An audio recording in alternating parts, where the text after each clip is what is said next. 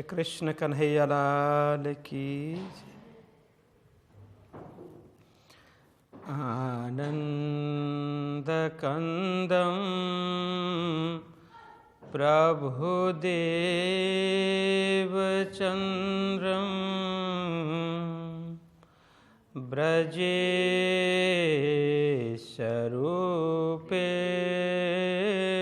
पुरापि जातं प्रविश्य प्राप्तं प्रियप्राणनाथं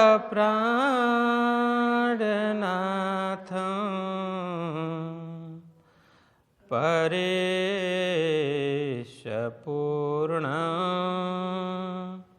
सततं नमामि। ब्रह्मा प्रियाजा गरणाय जात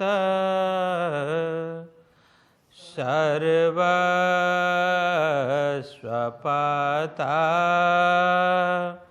भवसिन्धुत्राता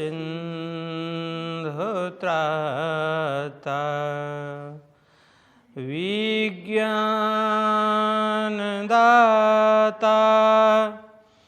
निजधर्मधाता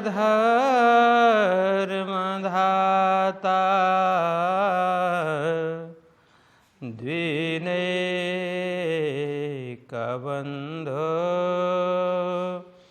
शरणं प्रपद्ये द्विनेकबन्धो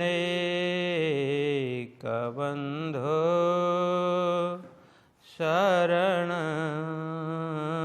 प्रपद्ये।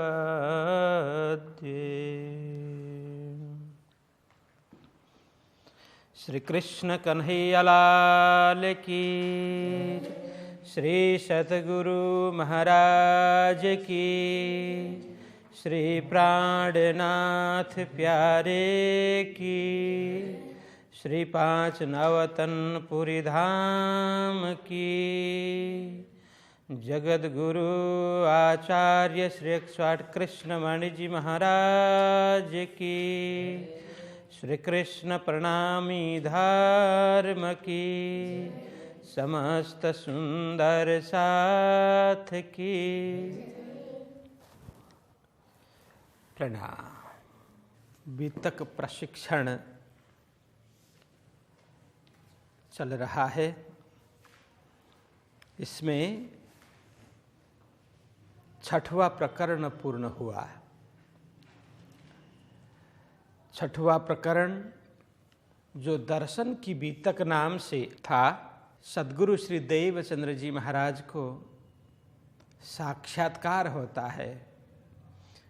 श्री देवचंद्र जी महाराज पूर्ण ब्रह्म परमात्मा के दर्शन कर लेते हैं। उन्हें अक्षरातीत पूर्ण ब्रह्म परमात्मा श्री कृष्ण जी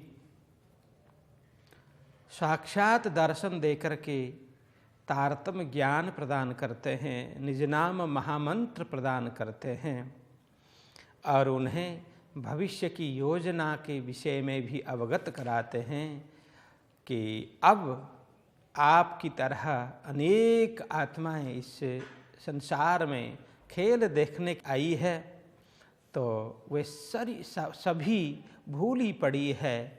अतः सबको इस मंत्र के द्वारा, इस तारतम्य ज्ञान के द्वारा जागृत करके उस धाम की लज्जत, धाम का सुख आप प्रदान करना, धाम में जागृत करना आदि यह प्रसंग, दर्शन का प्रसंग चला। फिर उसके बाद में उन्होंने गांगजी भाई से यह सारी चर्चा की। गांगजी भाई उनके शिष्य बने। फिर वहाँ चर्चा होने लगी। दिन दिन अब सुंदर साथ की संख्या बढ़ने लगी और सद्गुरु जी की जीवनी और उन्होंने जिस प्रकार से पूर्ण ब्रह्म परमात्मा के दर्शन प्राप्त किए, ज्ञान प्राप्त किया, उसके विषय में चर्चा होने लगी। लोग जुटने लग गए। तो यहाँ तक की बात हमने 6वें प्रकरण में हमने श्रवण की। अब हम आगे 7वें प्रकरण में प्रवेश करते हैं, तो उससे पूर्व 6वें प्रकरण के अंतिम चौपाई हम दोहराते हैं। श्री महामति कै साथ जी,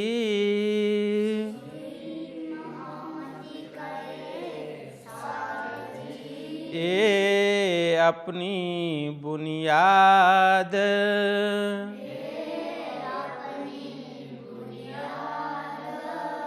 अब तुम्हें आगे कहूँ, ताको करो याद,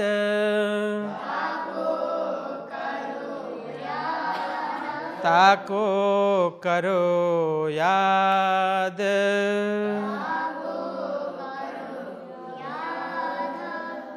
अब 7वां प्रकरण, जिसका शीर्षक है श्री निजानंद स्वामी एवं श्री जी का जन्म तथा धाम गमन, इस प्रकरण से, इस नाम से यह 7वां प्रकरण है। ये पूरा सारांश है, एक प्रकार से वितक का सारांश, इसको अच्छी तरह से समझ लेना चाहिए। तो प्रारंभ करते हैं। साल 990 मास 9 हुए रसूल को जब, रूह अल्लाह मिसल गाजियो मोमिन उतरे तब। अब यहाँ कहते हैं, क्या कह रहे हैं? साल 990 मास 9। अब देखिए हिसाब अच्छी तरह से लगा लेना। साल 990 मास 9, क्या कहना चाह रहे हैं, क्या बताना चाह रहे हैं कि जब वर्ष, साल मतलब वर्ष, 9 से 90 मास 9, 9 से 90 वर्ष और 9 मास हुए रसूल को जब। रसूल मतलब जो संदेश लेकर के आने वाले, कौन? मोहम्मद, जो परमात्मा का संदेश लेकर के आने वाले मोहम्मद साहेब के इस संसार से जाने के, इस संसार से जब वे गए ना, उसके कितने साल हो गए? 990 और 9 महीना। तो यहाँ कहने का मतलब है 990 वर्ष हो गए और उसके उपरांत 9 मास भी हो गए। यह ध्यान देना कि 990 वर्ष और 9 मास किनके? जब मोहम्मद साहेब के अंतर्ध्यान के, मतलब इस संसार से उनके जाने के 990 वर्ष और 9 महीना पूरे होते हैं तब। समझ आई? 990 मास 9, साल 990 मास 9 हुए रसूल को जब, रूह अल्लाह मिसल गाजियो। रूह अल्लाह, अल्लाह की रूह मतलब श्यामा स्वरूप श्री देवचंद्र जी महाराज, और साथ में मिसल गाजियो। मिसल बोलते हैं युद्ध, जमात को मिसल बोलते हैं। किसको? युद्ध को, जिसको संस्कृत में युद्ध बोलते हैं, उसको जमात या समूह। गाजियो मतलब किस प्रकार का समूह? समूह तो यहाँ बताया, लेकिन वो समूह किस प्रकार का? गाजियो मतलब धर्म योद्धा सदृश वो जमात है। धर्म योद्धा मतलब धर्म के प्रति समर्पित, सत्य के प्रति समर्पित, ऐसे सत्य के लिए लड़ने वाले, असत्य के लिए नहीं, झूठी वस्तु के लिए नहीं, लेकिन सत्य वस्तु के लिए हमेशा लड़ने के लिए तैयार ऐसी जमात, ऐसा समूह। कौन है ऐसा समूह? तो बोलते हैं मोमिन उतरे तब। वो समूह कौन है? मोमिन है। मोमिन मतलब परमात्मा के प्रति पूर्ण रूप से समर्पित, इधर उधर कुछ भी नहीं देखना, परमात्मा के प्रति पूर्ण रूपेण समर्पित वह जमात अपनी श्यामा स्वरूप सद्गुरु श्री देवचंद्र जी, मतलब यह कहने का मतलब क्या है, स्वयं श्यामा जी एवं अन्य ब्रह्मा आत्मा सभी प्रकट हुए। कब? जब मोहम्मद साहेब के इस संसार से चले जाने के 990 वर्ष पूरे हुए, उसके उपरांत 9 महीना भी हो गए, तभी परमात्मा की शक्ति स्वरूपा श्यामा एवं उनकी शक्ति स्वरूपा सखियां ब्रह्म आत्माएं इस संसार में प्रकट हुई। ब्रह्म आत्माओं का समूह यह इस संसार में प्रकट हुआ। वो समूह किस प्रकार का है? वो गाजी है, मतलब धर्म के लिए सदा समर्पित, धर्म योद्धा सदृश ऐसा समूह जो परमात्मा के लिए, जो सत्य के लिए लड़ पड़ने वाला समूह प्रकट हुआ। उनके लिए बोला मोमिन उतरे तब, वो परमात्मा के लिए पूर्ण रूपेण समर्पित है, कोई शंका उपशंका नहीं है, परमात्मा के लिए संपूर्ण रूप से समर्पित इस प्रकार का जमात प्रकट हुआ इस संसार में, यह अर्थ है। अब आगे कहते हैं, संबत 1638 आसो सुदी 14 में जन्मदिन श्री देवचंद्र जी प्रकटे इन समय। देखिए इस चौपाई को याद कर लेना।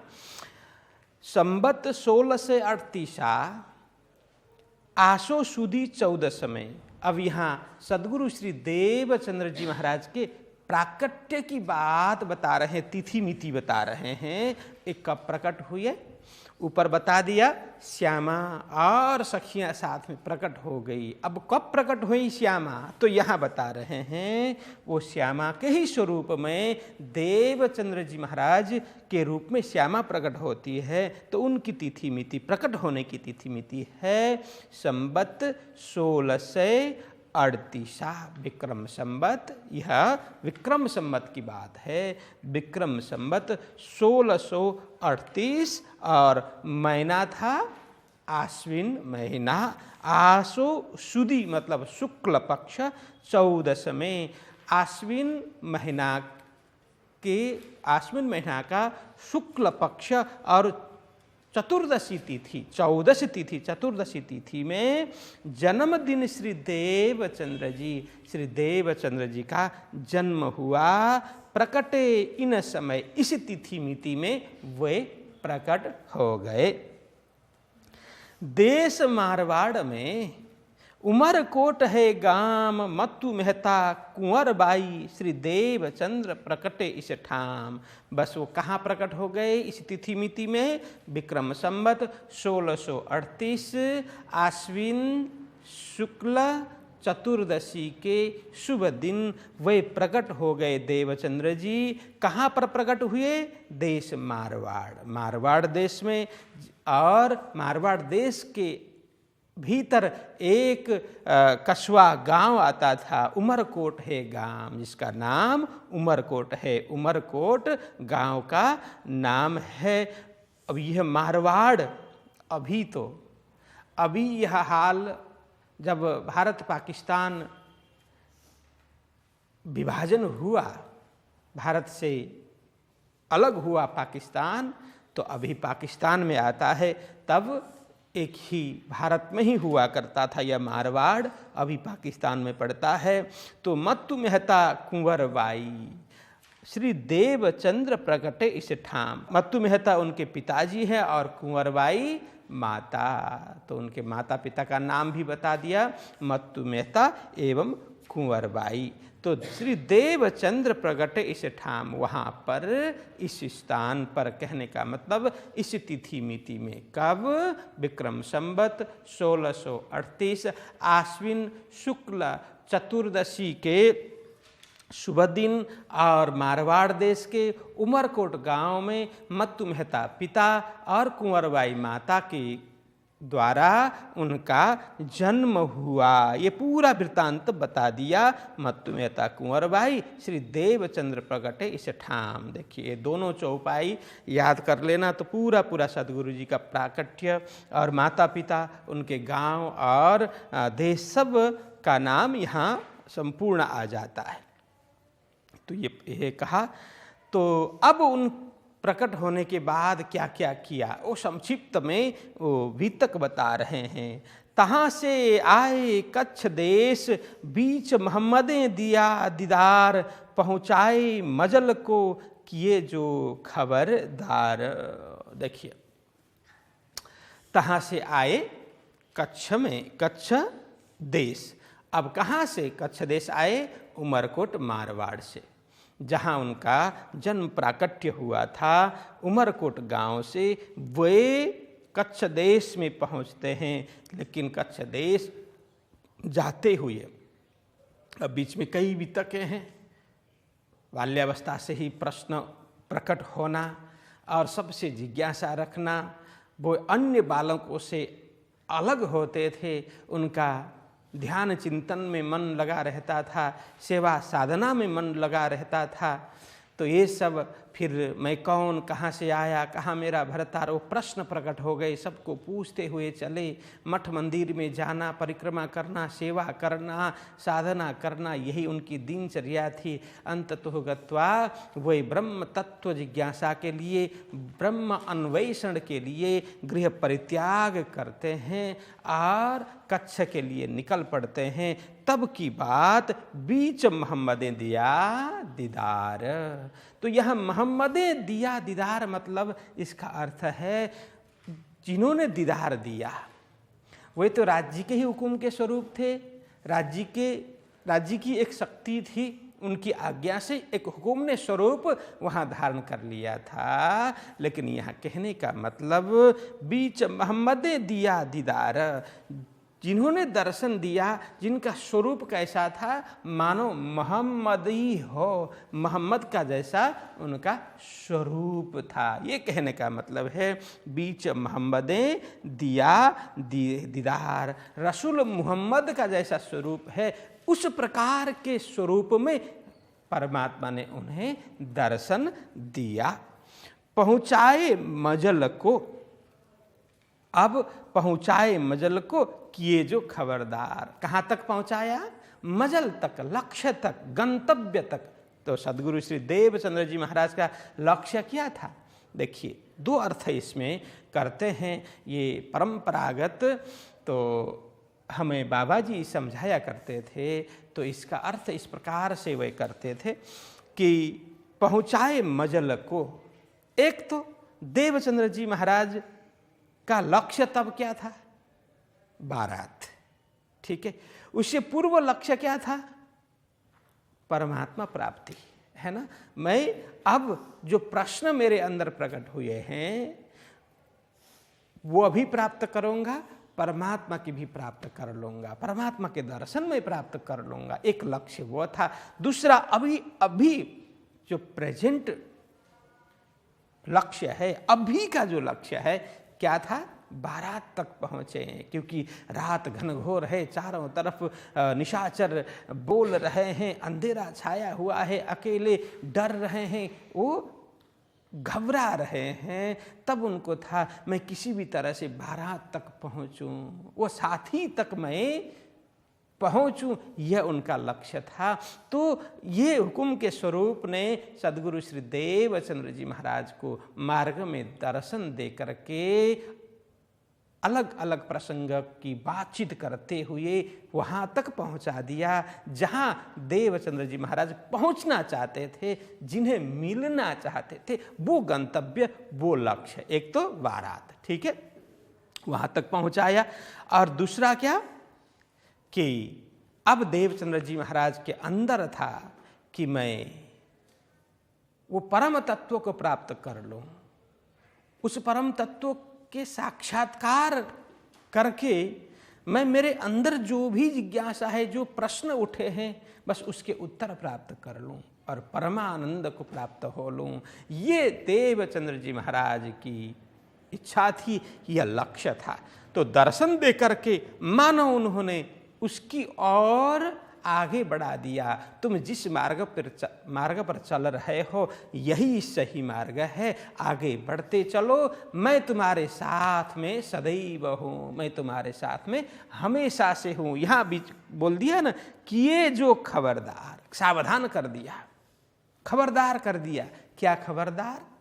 बस माया में तुम मिलना नहीं।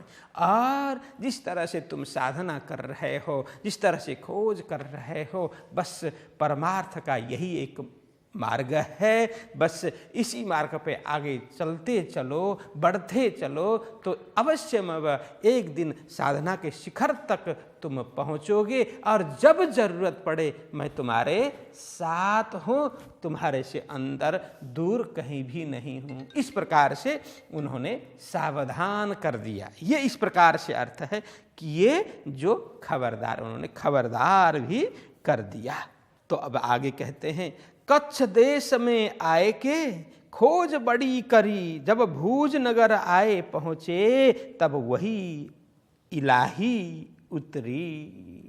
अब यहाँ कहते हैं, अब देवचंद्र जी महाराज बारात से मिले, फिर वहाँ से उनके साथ में आगे बढ़े, कच्छ पहुँचे, कच्छ देश में आए के खोज बड़ी करी। यहाँ बड़ी करी मतलब बहुत ही विशिष्ट ढंग से, बहुत अधिक उन्होंने खोज की। अलग अलग मठ में गए, मंदिरों में गए, मस्जिदों में गए, संत जन, गुरुजन, सन्यासियों के पास में गए, हाँ, ध्यानियों के साथ में पास में गए, त्यागियों के पास में गए, ज्ञानियों के पास में गए, कहाँ नहीं गए।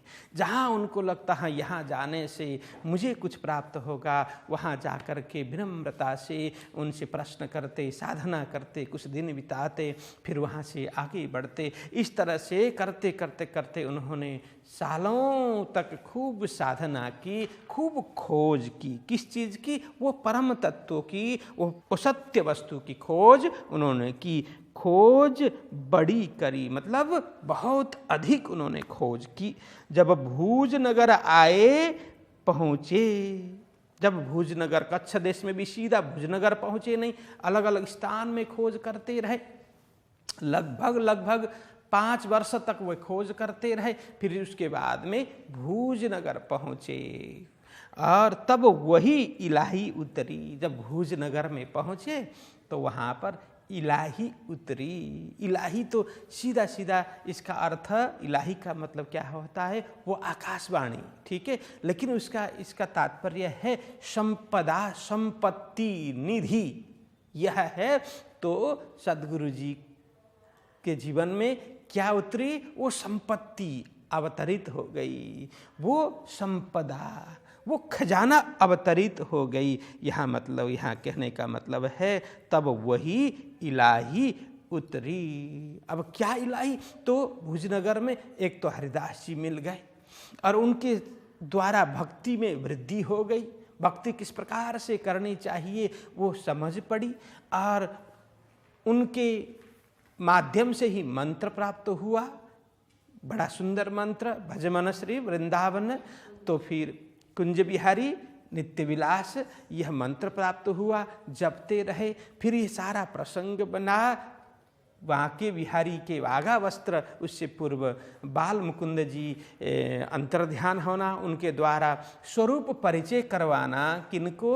हरिदास जी को। फिर वाघा वस्त्र घर में ले आना, फिर वाघा वस्त्र की सेवा करना और एक दिन ध्यान में बैठ करके ध्यान चिंतन के समय में स्वयं ब्रज में पहुंचना, श्री कृष्ण जी के दर्शन करना, उनसे वार्तालाप प्राप्त होना और प्रसाद, साक्षात रूप से प्रसाद प्राप्त करना, ये सब, ये संपत्ति, यह इलाही सद्गुरु श्री देवचंद्र जी महाराज को प्राप्त हो गई। कहाँ पर? भोजनगर में।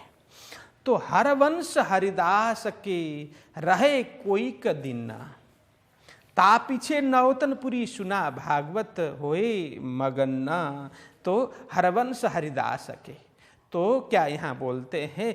हरवंश मतलब हित हरवंश, जिसको बोलते हैं हित हरवंश के ये हरिदास जी महाराज, जो हरिदास, स्वामी हरिदास जी थे, ये हित हरिवंशी थे। तो उनके यहाँ उनसे मिल कर के कुछ दिन उनके यहाँ रहते हैं। रहे कोई का दिन ना, इस तरह से कुछ दिन उनके यहाँ रहते हैं।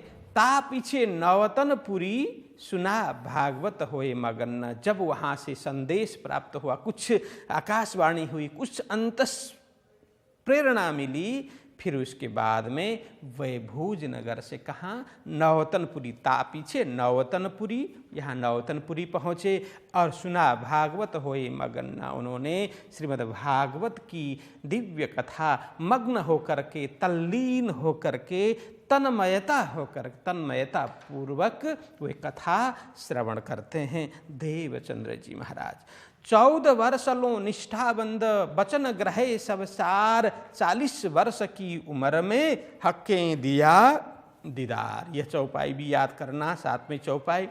14 वर्षों निष्ठा बंद बचन ग्रहे सब सार। कितने वर्ष? 14 वर्ष पर्यंत निष्ठा पूर्वक, नीति नियम पूर्वक, प्रेम श्रद्धा भाव पूर्वक, निष्ठाबंद रह करके, निष्ठा पूर्वक वचन ग्रहे सब सार, श्रीमद् भागवत के एक एक वचन, उन भागवत का सारांश उन्होंने ग्रहण कर लिया। सब कुछ भागवत के प्रसंग, उसका रहस्य एक एक उन्होंने ग्रहण कर लिया। तदुपरांत 40 वर्ष की उम्र में हक्कें दिया दीदार। जब देवचंद्र जी महाराज के शरीर की आयु कब 40 वर्ष की जब हुई, तब हक्कें दिया दीदार।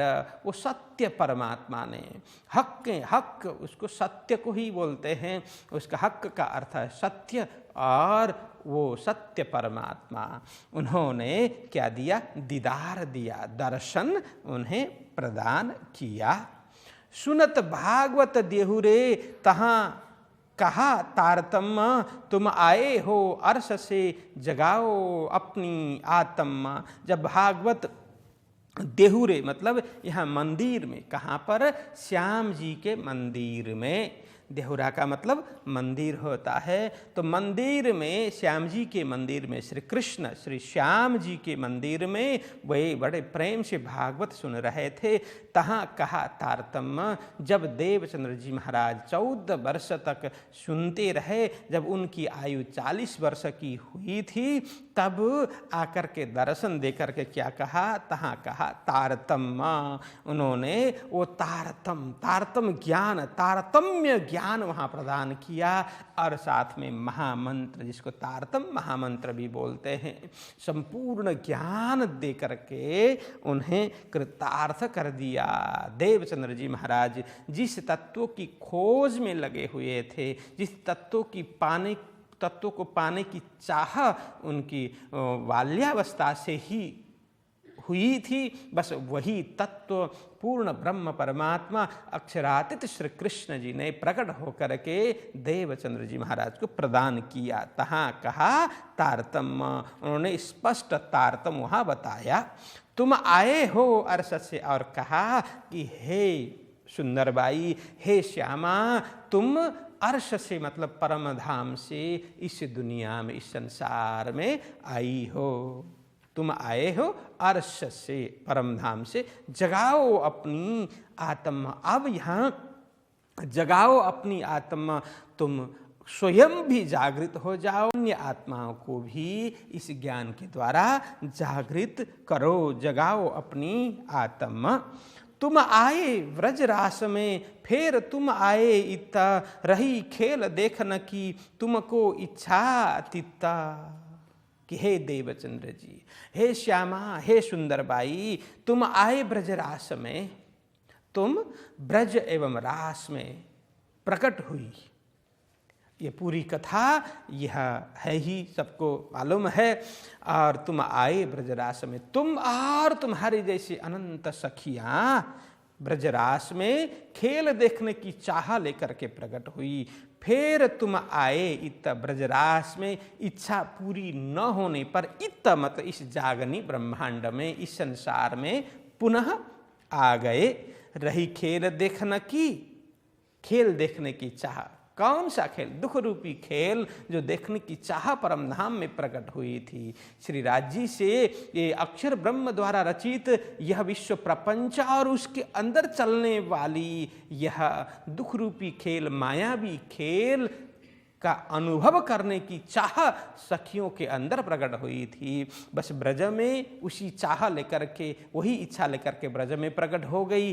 फिर वहाँ कुछ कुछ दुख प्राप्त हुआ, अधिकांश सुख ही उनको मिला और फिर वहाँ से रास में पहुँची, वहाँ भी सभी को दुख नहीं मिला। कुछ तामसी सखी, ऐसे तो परमधाम में कोई तामसी, राजसी और स्वातसी ऐसा कुछ होता नहीं है, एक भाव की बात है। यहाँ समझाने के लिए संसार के हिसाब से दुनिया के शब्दों के द्वारा समझाने के लिए ही ये भाव बताया गया है। परमधाम तो एक रस है, फिर भी वहाँ कुछ सखियों को वहाँ इच्छा अधूरी रही। मतलब यहाँ कहा तामसी सखी जो रास में सभी सखी वहाँ पहुँची थी, तो वहाँ तामसी सखी की इच्छा अधूरी रहने के कारण फिर यह तृतीय ब्रह्मांड इस जागनी का ब्रह्मांड बना और वहाँ पर आकर के खेल देखने लग गई, खेल खेलने लग गई। यह भाव यहाँ बताया गया कि रही खेल देखना की तुमको इच्छा तित्त मतलब ब्रज एवं रास में इच्छा रहने के कारण और खेल देखने की भावना और अधूरी रहने के कारण और इस जागने के ब्रह्मांड में तुम प्रकट हुई। तिस वास्ते इंड तीसरा रचा तुम कारण, ये भागवत तुमको खुले तुम ही करो रोशन। इसीलिए ये तृतीय ब्रह्मांड तुम्हारे लिए ही बना है और कोई इसका तात्पर्य नहीं और कोई इसका कारण नहीं है। तुम लोगों को खेल दिखाने के लिए ही, ब्रह्म आत्माओं को खेल दिखाने के लिए ही ये तृतीय ब्रह्मांड। तिस वास्ते इंड तीसरा, इंड यह ब्रह्मांड, तीसरा ब्रह्मांड रचा तुम कारण, तुम्हारे कारण ही यह रचा गया। यह भागवत तुमको खुले। और अभी जो भागवत कथा तुमने वर्षों तक श्रवण की, बस यह कथा है ना, ये भागवत का रहस्य तुम्हें ही खुलेगा और कोई इसका रहस्य खोल नहीं पाएंगे। ये भागवत तुमको खुले, तुम ही करो रोशन, तुमको ही इसका रहस्य उद्घाटन होगा, तुम ही इसके एक एक रहस्य को जान पाओगे और इसके द्वारा, मतलब यह कहते तुम ही करो रोशन और इसके द्वारा प्रकाशित भी तुम ही करोगे। तुम्हें यह ज्ञान प्राप्त है और इस ज्ञान का सही सही अर्थघटन तुम ही कर पाओगे और किसी से इसका अर्थ होने वाला नहीं है। यह भाव है। यह भागवत तुमको खुले, तुमको यह भागवत का रहस्य खुलेगा और तुम ही इसका रहस्य स्पष्टीकरण कर दो अपने ब्रह्म आत्माओं के सामने और अन्य लोगों के सामने, दुनिया के सामने इसका रोशन कर दो, इसका प्रकाश तुम फैला दो। यह अर्थ है। बुलाए ल्याओ सय्यन को अपने वतन निज धाम, इनको इत जगाए के पूरो मनोरथ काम। या कहते हैं, हे देवचंद्र जी, बुलाए ल्याओ सय्यन को। आप सय्यन मतलब आत्माओं को, अपनी आत्माओं को, अब सखियों को बुला करके परमधाम ले आओ, क्योंकि खेल देखने के लिए आई है, यहीं पर बिल्कुल विस्मृत हुई है, यहीं पर भूल गई हैं। इसीलिए उन्हें इस ज्ञान के द्वारा जागृत करके तुम परमधाम बुला लेना, अपने वतन निज धाम। वतन बोलते हैं घर को और निज धाम अपना श्रेष्ठ धाम। निज मतलब स्वयं का, धाम मतलब धाम हो गया अपने स्वयं का धाम, अन्य किसी के धाम नहीं। स्वयं का जो घर है, स्वयं का धाम, वो परम धाम तुम बुला करके ले आओ अपनी आत्माओं को। इनको इत जगाए के पूरो मनोरथ काम। तुम इनको इत जगाए के मतलब यहाँ पर इसे जागनी के ब्रह्मांड में जागृत करो। इनको जागृत करके क्या करो, पूरो मनोरथ काम, उनके जो मनोरथ है वो पूर्ण कर दो। अब देखिए, दुख रूपी खेल देखने की चाह एक ये मनोरथ है। अब दुख रूपी खेल देख रहे हैं। अब दुख रूपी खेल देखते देखते यदि जागृत कर दोगे तो उन्हें दोनों सुख मिलेगा। एक तो खेल, दुख रूपी खेल देखने की चाहत थी वो पूरी हो जाएगी, और जागृति का जो आनंद है वो मिल जाएगा। किस तरह से? इसको इस तरह से समझ सकते हैं, जैसे पानी में डूबने का मजा कब आएगा? कब आएगा? डूब करके मर जाएगा तब आएगा? नहीं ना। पानी में डूबने का मजा है, कैसा होता है? मजा मतलब यहां है अनुभव। पानी में डूबने का अनुभव वही ले सकता है जो डूब करके अब मरा तब मरा, उस स्थिति में कोई उसको जागृत कर दे, कोई मतलब पानी से बाहर निकाल दे और वो जीवित रहे, है ना, तब उसको अनुभव हो सकेगा ना। अब पानी में बिना डूबे उसको वो अनुभव नहीं हो पाएगा, और पूर्ण रूप से डूबेगा तो मर ही गया, क्या अनुभव करेगा? तो इसका मतलब अब उसको अनुभव करना है तो क्या क्या होना पड़ेगा? पानी में वो डूब जाए, लेकिन अब उसका हाथ पैर कोई काम नहीं करेगा। पहले तो वो बचने के लिए खूब हाथ पैर फेंकेगा, है ना, कोशिश करेगा, लेकिन उससे कुछ नहीं होगा। अब मरने के लिए जब तैयार हो गया तभी कोई गोताखोर अथवा तो तैरने वाला तैराकी उसको उठा करके बाहर ले आए और पेट में भरा हुआ पानी बाहर निकाल दे, उसको जिंदा रखे, जीवित रखे, तब वो बता पाएगा अरे वो तो भयंकर था, कितना ये होता है करके वहां का जो अनुभव है तब बता पाएगा ना। इसी तरह से यहाँ क्या बोल रहे हैं? अब उनके मनोरथ पूर्ण कर पूरी तरह से माया में रच पच गए हैं, ठीक है, और कुछ दिखाई नहीं देता। परमधाम में तो यही चाह की थी ना कि माया का स्वाद कैसा है वो देखना है, वो चखना है। तो यहाँ माया का स्वाद चख रहे हैं, माया में पूरी तरह से रल गए हैं, मिल गए हैं।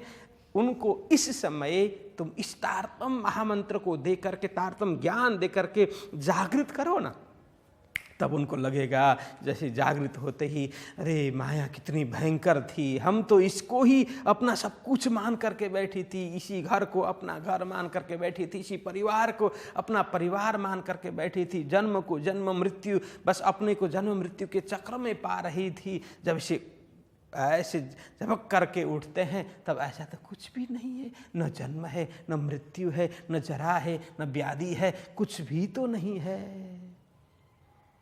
ऐसा उनको लगेगा। फिर धाम दर्शन करने लग जाएगी, राज्य के दर्शन करने लग जाएगी, अपना स्वरूप देखने लग जाएगी ब्रह्म आत्मा। तब उनके दोनों मनोरथ पूर्ण होंगे। नींद, यह माया देखने की चाह, और जागृति का सुख, दोनों उनके पूर्ण होंगे। ये बड़ा सुंदर प्रसंग है। तो यहाँ कहा क्या? पूरो मनोरथ काम, इनको इत जगाए के यहाँ पर जागृत करके दोनों प्रकार के लाभ देना, तो संपूर्ण मनोरथ पूर्ण कर देना। ये मोको फेर न देखोगे, इन भांत इन नैन, अंदर तुम्हारे आऊंगा, पूछ ले अब बैन। अब राज जी ने क्या कहा कि हे देवचंद्र जी, मोको फेर न देखोगे, जिस प्रकार से, जिस नयन से, जिस दृष्टि से तुम देख रहे हो, मैंने पहले भी कहा था, खुली आंखों से जो देख रहे थे, खुली दृष्टि से दर्शन कर रहे थे, राजी के दर्शन, उन्होंने कहा अब इन नयनों से, इन चर्म चक्षु से पुनः मेरे दर्शन तुम्हें होंगे नहीं, यह अर्थ है। तो इन भांत इन नयन, देखो यहाँ स्पष्ट कर दिया ना, इस तरह से इन आँखों से फिर मुझे न देख पाओगे, अंदर तुम्हारे आऊँगा, किंतु चिंता मत करना, तुम्हारे अंदर ही आकर के क्या मैं बैठूंगा, फिर भी पूछ ले अब बैन, कुछ भी पूछना हो, कुछ जिज्ञासा, कुछ प्रश्न हो तो अवश्य में वह तुम पूछ सकते हो, यह अर्थ है।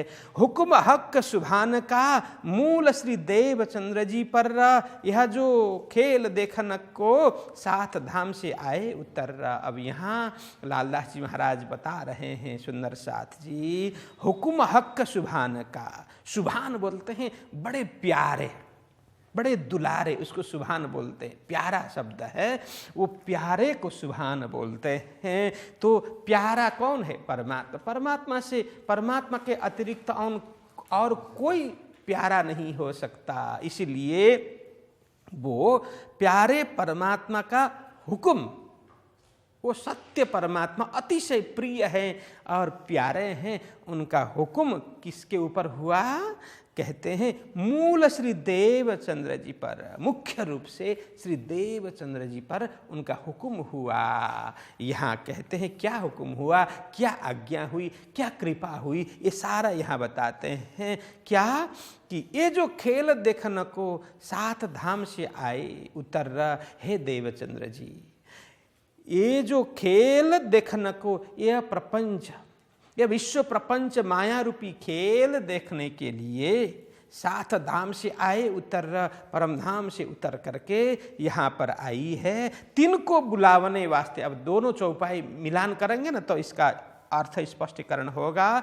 3 को बुलावने वास्ते मैं भेजा तुमको। देखो, जो ब्रह्म सृष्टि खेल देखने के लिए, ब्रह्म प्रियाय खेल देखने के लिए अपने धाम परम धाम से इस धराधाम में, इस जागनी ब्रह्मांड में पहुंची है। ब्रज में, फिर रास में, फिर इस जागनी ब्रह्मांड में पहुंची है। उनको जागृत करने के लिए, उनको बुलाने के लिए यहाँ कहा, 3 को बुलावने वास्ते, जो भूली पड़ी ब्रह्म आत्माओं को बुलाने के लिए मैं भेजा तुमको, मैंने तुमको भेजा, तुमको परम धाम से यहाँ पर भेजा, मैंने ही भेजा। तो करके राजी यहाँ बोल रहे हैं, खेल से जगाए के प्यार करो इनसो।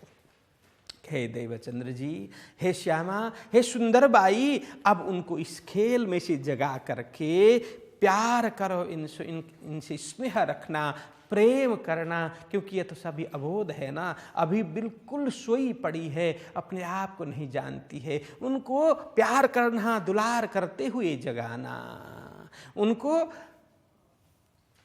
अपने पास इस तरह से रखना, स्नेह पास में बांध करके रखना, प्रेम पास में उनको बांध करके रखना, अपनी संतान की तरह उनको प्रेम देना, स्नेह देना और जागृत करना। तो यह अर्थ है कि खेल से जगाए के प्यार करो इनसो, क्योंकि श्यामा तो सबकी माँ समान है ना, तो इसीलिए राजी कहते हैं सबको बड़ा प्रेम देना, बड़ा स्नेह देना, जागृत करा करके।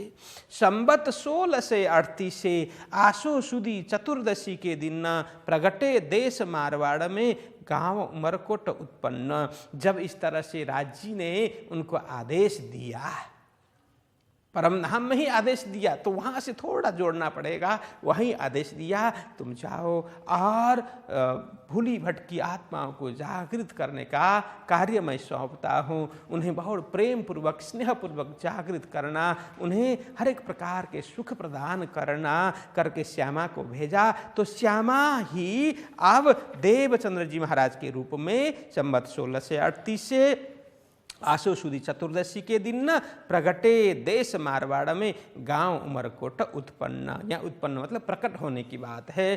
तो उमरकोट गांव में वो प्रकट होते हैं, जन्म होते हैं राज्य की आज्ञा लेकर के।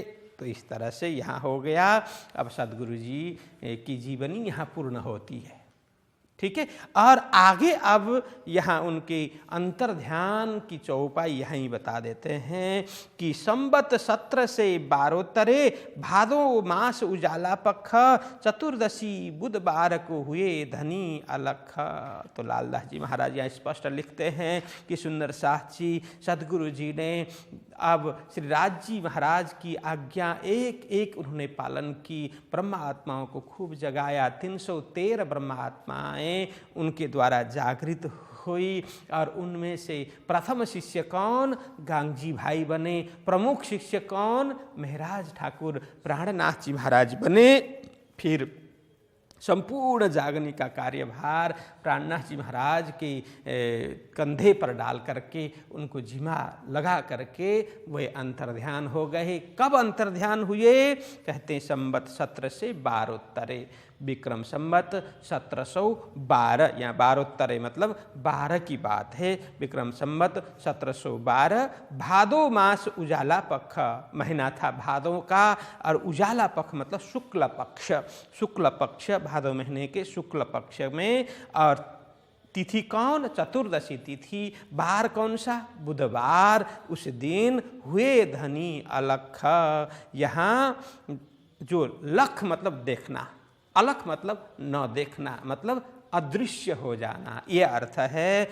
हुए धनी अलख, वे अलख हो गए, मतलब अदृष्टि से दूर हो गए। अब यहाँ देखिए, अलख इसको भी बोलते हैं, अलख परमात्मा को भी अलख बोलते हैं, क्योंकि इन नयनों से, इन दृष्टि से दिखाई नहीं देते ना, इसीलिए परमात्मा को भी अलख बोलते हैं, अलख निरंजन। तो ये अर्थ करते हैं। लेकिन यहाँ है हुए धनी अलख, अब दृष्टि से दूर हो गए, अब उनके पंचभौतिक शरीर दिखाई नहीं देता। बस इस तरह से संसार को उन्होंने छोड़ दिया, मतलब अपनी यह लीला पूर्ण की इस महीने में, यह अर्थ है। तो आगे कहते हैं, बरस 74 में न्यून भया 1 मास, तब सौंप चले श्री महराज को उम्मत खासल खास। कब कितने साल रहे? बरस 74 में न्यून भया 1 मास, मतलब 74 वर्ष में, 74 वर्ष पूरे होने में कब कितने? 1 महीना कम, न्यून मतलब कम, भया 1 मास, 1 महीना कम था, मतलब कितने रहे? तो 73 वर्ष 11 महीना उनकी ये शरीर की आयु कितनी रही? कब तक संसार में रहे? कितने वर्ष? 73 वर्ष और 11 महीना। यदि 1 महीना होता तो 74 वर्ष के होते, लेकिन 73 वर्ष और 11 महीना सदगुरु जी इस संसार में रहे। 72 वर्ष 74 में न्यून भया 1 मास, तब सौंप चले श्री महराज को उम्मत खासल खास। उस समय में सदगुरु जी ने क्या किया? तब सौंप चले श्री महराज को, महराज जी के हाथ में उम्मत खासल खास। उम्मत मतलब जमात, खासल खास मतलब अति विशेष जमात। देखिए ये शब्द, ये अरबी शब्द, तो कुरान में क्या बोलते हैं? आम खासर खासल खास बोलते हैं ना। आम मतलब जीव सृष्टि, खास मतलब ईश्वरीय सृष्टि, खासल खास मतलब ब्रह्म सृष्टि, ब्रह्म आत्मा। तो वह शब्द यहाँ प्रयोग कर रहे हैं। उम्मत मतलब जमात, खासल खास विशेष, जो परमात्मा की अति विशेष आत्मा है ब्रह्म आत्मा, उनको उनके जागने का कार्यभार और यहाँ रेख देख करना संपूर्ण अब श्री महराज के हाथ में सदगुरु श्री देवचंद्र जी महाराज समर्पित करते हैं। संवत 1675 आसो बदी 14 नाम, पहर दिन चढ़ते 12 रवि, प्रगटे धनी श्री धाम। तो अब प्राणनाथ जी महराज की बात आ गई ना, तो उनके प्राकट्य की यहाँ बात बता देते हैं। कब प्रकट हुए? संवत विक्रम संवत 1675 आसो आश्विन महीना, वदी मतलब कृष्ण पक्ष, 14 नाम चतुर्दशी तिथि। तो उस तिथि में पहर दिन चढ़ते 12 रवि, पहर दिन चढ़ते मतलब दिन चढ़ते हुए, पहर के ये प्रथम पहर के लगभग अंतिम समय में दिन जब चढ़ रहा है, रविवार के दिन मतलब लगभग 9 बजे के समय में। अब कई लोग बोलते हैं प्रथम पहर पूरे होने के बाद में दिन चढ़ता है, तो लगभग 10 बजे बोलते हैं। तो उसको अनुरूप यहाँ नवरत्नपुरी धाम में 10 बजे प्राकट्य उत्सव मनाने की, प्राकट्य आरती करने की परंपरा है। तो लगभग 9 से 10 के बीच में वे प्रकट होते हैं। पहर दिन चढ़ते 12 रवि, प्रगटे धनी श्री धाम। तो स्वयं धाम धनी की शक्ति लेकर के महराज जी प्रकट होते हैं, प्राणनाथ जी प्रकट होते हैं। तो संबत 1751 श्रावण वदी चौथ में रात पिछली घड़ी दोय में आया फिरस्ता धाम से। तो अब यहाँ धाम गमन का भी प्रसंग बता देते हैं। संबत 1751 जब प्राणनाथ जी महाराज ने सदगुरु जी की आज्ञा अनुरूप जागनी लीला का संपूर्ण कार्य किया, नौतनपुरी धाम से लेकर के विभिन्न स्थानों में विभिन्न देश में परिभ्रमण करते हुए वे श्री 5 पद्मावतीपुरी धाम वहाँ पन्ना पहुँच करके श्री 5 पद्मावतीपुरी धाम की स्थापना करते हैं। पूरी जागनी लीला का वर्णन हम सुनने वाले हैं। तो अंतिम में वहाँ पहुँच करके संबत 1751 में श्रावण वदी चौथ, श्रावण महीने के कृष्ण पक्ष चौथ तिथि मतलब चतुर्थी, या चौथ मतलब चतुर्थी तिथि में रात पिछली घड़ी दोय में, जब रात की अंतिम घड़ी, यहाँ रात की अंतिम 2 घड़ी जब बाकी थी, यहाँ कहने का मतलब रात पिछली घड़ी दोय में, तो अंतिम रात कब, यहाँ आगे बताते हैं कि तृतीया की रात जब अंतिम है, अंतिम होने को है, लेकिन 2 घड़ी रात बाकी थी, तो आया फिरस्ता धाम से। तो उस समय आया फिरस्ता धाम से मतलब राज्य की शक्ति, आवेश शक्ति, मतलब उनको लेने के लिए परमधाम से आती है। तीज भई रात घड़ी 14 लो, उपरांत चौथ भई जब 2 घड़ी रात बाकी रही, समय अंतर ध्यान को तब। तो यहाँ कहते तीज भई रात घड़ी 14 लो। देखो यहाँ हो गया तीज भई और रात घड़ी 14 लो। तो तीज की रात्रि की जो 14 घड़ी यहाँ बोलते हैं, तीज की रात्रि की 14 घड़ी जब बीत गई और रात की 2 घड़ी बाकी है, उपरांत चौथ भाई जब चौथ पूरा लगने वाली है, तृतीय रात पूरी हो गई, 2 घड़ी बाकी है, चौथ अब लगने वाली है, फजर होने वाला है, उजाला होने वाला है, 2 घड़ी रात बाकी रही। तो चौथ लगने में अभी केवल 2 घड़ी, मतलब 2 घड़ी मतलब कितने समय, मैंने पहले भी बताया था, कितना, 1 घड़ी में कितने मिनट, 24 मिनट होते हैं। तो 2 घड़ी में 48 मिनट, लगभग 48 मिनट का समय अब बचा हुआ है। 2 घड़ी रात अब बाकी है, समय अंतर ध्यान की तब प्रातः काल में इस तरह से प्राणनाथ जी महाराज का देह वहाँ अंतर ध्यान मतलब देह उन्होंने परित्याग करते हैं प्राणनाथ जी महाराज। तो तब बार कौन था, बार था इत शुक्र, रहे इत 1 दिन, ता पीछे मंदिर मिने पधराए मोमिन। तो शुक्रवार के दिन अंतर ध्यान हो गए और उनका जो पार्थिव शरीर है सबके दर्शनार्थ क्या किया, रहे इत 1 दिन सबके दर्शनार्थ उनका पार्थिव शरीर रखा गया। तापीछे मंदिर मिने, उसके बाद में क्या किया, मंदिर में गुम्मट जी में जो पहले बन करके तैयार था, तापीछे मंदिर मिने पधराए मोमिन, सभी सुंदर साथ मिल करके उनके पार्थिव शरीर को वहाँ पधराया गया गुम्मट जी के अंदर। तो यहाँ कहते हैं वर्ष 76 में कम 2 मास 10 दिन, देखा खेल यहाँ लो फिरे तरफ वतन। अब पहले सदगुरु जी कितने वर्ष रहे वो बताया, अब प्राणनाथ जी के विषय में बता रहे हैं। वर्ष 76 महीने, बस अब 76 वर्ष होने में कम 2 मास 10 दिन, 2 महीने और 10 दिन कम था, मतलब कितने रहे, 75 वर्ष और कितने 10 महीने वे रहे इस संसार में। 2 मास 10 दिन, 75 वर्ष और 72 छत कम 2 मास 10 दिन, देखा खेल यहाँ लो फिरे तरफ वतन। तो 75 वर्ष और लगभग 9 महीने 20 दिन, यहाँ 2 मास 10 दिन है ना, तो 10 दिन कम हो गया, तो मतलब 9 महीना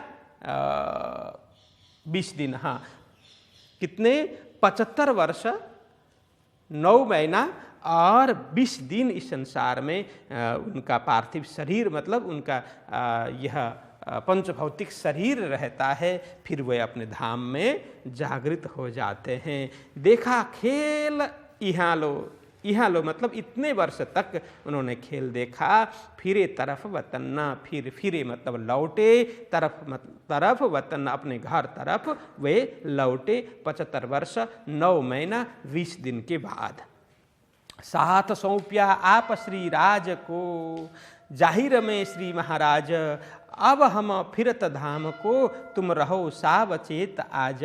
तब यहाँ लालदास जी महाराज बता रहे हैं, साथ सौंप्या आप श्री राज को, अब जागनी की अभिभारा है, जागनी का कार्यभार है, जिम्मा है संपूर्ण, तो किसके ऊपर छोड़ दिया? राज्य के हाथ में छोड़ दिया। साथ सौंप्या आप श्री राज, जो सुंदर साथ अभी हैं, जो सुंदर साथ बनने वाले हैं, उनके जागनी का संपूर्ण अभिभारा जिम्मेदारी अब प्राणनाथ जी महाराज ने राज्य के ऊपर ही छोड़ दिया। ये अर्थ है साथ सौंप्या आप, मतलब महामती प्राणनाथ जी ने श्री राज जी को सौंप दिया। जाहिर में महाराज, अंदर से उन्होंने प्रार्थना राज्य को की कि हे धामधनी, अब आप ही ये सारा कार्य आप ही संभालेंगे, जैसी आपकी मर्जी मैं आपके चरणों में समर्पित करता हूँ। लेकिन अब जाहिर में किसी को व्यवस्था के लिए तो रखना पड़ेगा, तो किसको रखेंगे? छत्रसाल जी को। यहाँ कहा जाहिर में मतलब महाराज बाह्य रूप में, बाह्य देखने के लिए छत्रसाल जी को सौंपा, लेकिन वातुनी रूप में अंदर से किसको? राज्य के चरणों में उन्होंने सौंप दिया। अब हम फिरत धाम को, तुम रहो सावचेता। सभी सुंदर साथ को होशियार करते हुए कहा, हे सुंदर साथ जी, अब हम फिरत धाम को, अब मेरी सुरता परम धाम को जाने वाली है, अब मैं परम धाम जागृत होना चाहता हूँ। तुम रहो सावचेत आज, सभी होशियार रहना, यत्र तत्र कहीं भी बिखर न जाना, सभी आसपास में रहना, मेरी सुरता परम धाम में लगने वाली है। इस तरह सारे सुंदर साथ को उन्होंने होशियार कर दिया। महाराजा जी सो कहा, मैं देखत हूँ एक तुम, तिस वास्ते सेवा साथ की सौंप चलत है हम। छत्रसाल जी महाराज को कहा, है छत्रसाल जी, मैं एक आपको ही देख रहा हूँ, सुंदर साथ की सेवा कर सके, सुंदर साथ का ख्याल रख सके, सुंदर साथ को अपने परिवार की तरह रख सकें, ऐसा मैं आप अकेले को मैं देख रहा हूँ, इसलिए आपके हाथ में मैं सभी सुंदर साथ को सौंप करके जा रहा हूँ। यहाँ कहते हैं महाराजा जी से कहा, मैं देखत हूँ एक तुम, एक आप ही है, तिस वास्ते सेवा साथ की, इसलिए सुंदर साथ की सेवा मैं आपके हाथ में सौंप चलत हैं, हम चल आपको सौंप करके जा रहे हैं। इस तरह से छत्रसाल जी के हाथ में सौंप दिया। अब हुकुमे द्वार खोलिया, लिया अपने हाथ हुकुम, दिल मोमिन के आए के, अर्श कर बैठे खसम। यहाँ कहते हैं, तो ये क्या कह रहे हैं लालदास जी महाराज? बता रहे हैं अब हुकुमे द्वार खोलिया। देखिए आज तक वो अखंड द्वार, वो परमधाम का द्वार, वो शाश्वत द्वार बंद था। मतलब बंद था, मतलब वहाँ बंद नहीं है, लेकिन यहाँ के लिए तो बंद था। कोई जानता नहीं था, सभी अंधकार में थे। उस शाश्वत धाम को, परम सत्य को, परम धाम को कोई जानता नहीं था, वो अखंड तत्व को कोई जानता नहीं था। अब हुकुम ने, परमात्मा की शक्ति ने वो क्या कर दिया? द्वार खोल दिया। परमात्मा की शक्ति अवतरित हो गई, सदगुरु जी को वो ज्ञान दे दिया गया, सदगुरु जी ने प्राणनाथ जी को वो ज्ञान दे दिया, प्राणनाथ जी ने सुंदर साथ को ज्ञान दिया। अब यह रहस्य उद्घाटन हो गया, परम सत्य, परम तत्व, वो शाश्वत दरवाजा खुल गया, अखंड द्वार सबके लिए खुल गया। अब सभी दर्शन भी कर सकते हैं, उसका आनंद भी ले सकते हैं। लिया अपने हाथ हुकुम, अब बाकी का सारा कार्य करने के लिए भी धामधनी ने अपने हाथ में ही वो सारा कार्य ले लिया। प्राणनाथ जी महाराज ने धामधनी के ही चरणों में सब कुछ समर्पित कर दी। तो उस हुकुम ने ही, मतलब परमात्मा की आज्ञा, परमात्मा की शक्ति के द्वारा वे द्वार खुल रहा है, ज्ञान सबको मिल रहा है। आगे का कार्य भी सारा वो परमात्मा ही करने वाले हैं। उन्होंने अपने हाथ में ही सारा कार्य ले लिया, जिम्मेदारी ले ली। दिल मोमिन के आए के अर्श कर बैठे खसम। दिल मोमिन के मतलब ब्रह्म आत्माओं के सुंदर साथ के हृदय में आकर के धाम धनी बैठे। दिल मोमिन के आए के अर्श कर बैठे खसम। खसम अपने स्वामी, अपने परमात्मा, अपने धाम धनी, वो ब्रह्म आत्माओं के हृदय को ही अपना परम धाम बना करके, अपना धाम बना करके वहाँ विराजमान हो गए। अब साथ अगले और बीच के और आखिर की भी तक का सो सब जाहिर होता है। कहावत हुक्मा हक्का। हे सुंदर शाह जी, अब यहाँ लालदास जी बोल रहे हैं कि अब साथ अगले और बीच के, हे सुंदर शाह जी, अब अगले, बीच और आखिर जो पहले के सुंदर साथ हैं। पहले के मतलब कब के? जब देवचंद्र जी महाराज के समय, देवचंद्र जी महाराज प्रकट हुए, उस समय देवचंद्र जी महाराज के साथ में उनकी बीतक, उनकी जीवनी और उस समय की सुंदर साथ की जीवनी वो अगले हो गए। बीच के मतलब कब के? जब प्राणनाथ जी महाराज की जीवनी शुरू होती है और उस समय के सुंदर साथ, यह बीच के। और अब पिछले मतलब और आखिर की बीतक का और होने वाले, जब अब छत्रसाल जी द्वारा भी कई जागेंगे तो उसका भी हम बीतक हम यहाँ श्रवण करने वाले हैं। सो सब जाहिर होता है। अब यहाँ स्पष्ट रूप से हम जाहिर करेंगे, उल्लेख करेंगे। कहावत हुकुम हक, लेकिन मैं तो मूढ़मती हूँ। कहावत कहलवाने वाले, वो बुलवाने वाले, लिखवाने वाले कौन है? हुकुम हक, परमात्मा का ही हुक्म है, उनकी आज्ञा है, उनकी शक्ति से ही ये आगे का वृतांत हम विस्तार रूप से श्रवण करेंगे। इस प्रकार से यह प्रकरण लालदास जी महाराज पूरा करते हैं। तो यहाँ कहते हैं अब आगे का बीतक क्या क्या प्रसंग आने वाला है, उन्होंने यह भी स्पष्ट बता दिया। इसी के साथ में आज का प्रसंग इसी प्रकरण के साथ में यहाँ विराम देना चाहते हैं। बोलो कृष्ण कन्हैया लाल की। चलिए अब आप दोहराते हैं। अब साथ अगले और बीच के,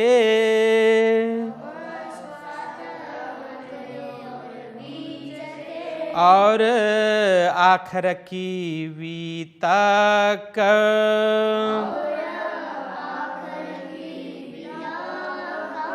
सो अब जाहिर होता है।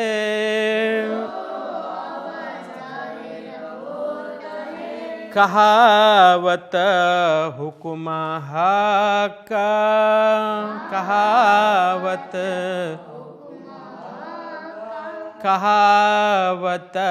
हुक्म हक, हुक्म हक। बोलिए कृष्ण कन्हैया लाल की। श्री सतगुरु महाराज की, श्री प्राणनाथ प्यारे की प्रणाम।